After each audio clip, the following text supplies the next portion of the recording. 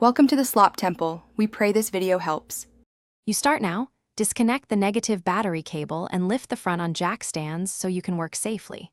Once secured, remove the splash shield to expose the radiator drain petcock.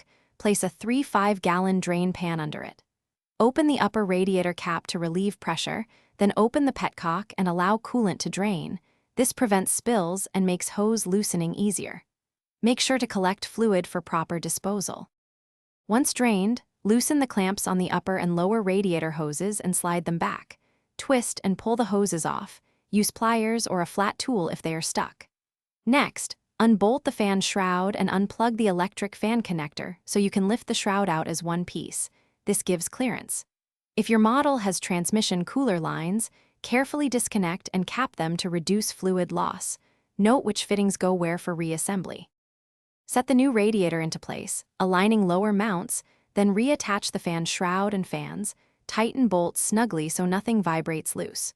Reconnect the hoses and transmission cooler lines, securing clamps. Use original routing. This prevents rubbing and leaks. Refill with the correct Hyundai-approved coolant mixture, then start the engine with the cap off to bleed air. Watch for bubbles and top off until steady.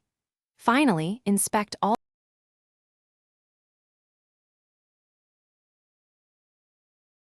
Thanks for watching. Consider subscribing if we helped you.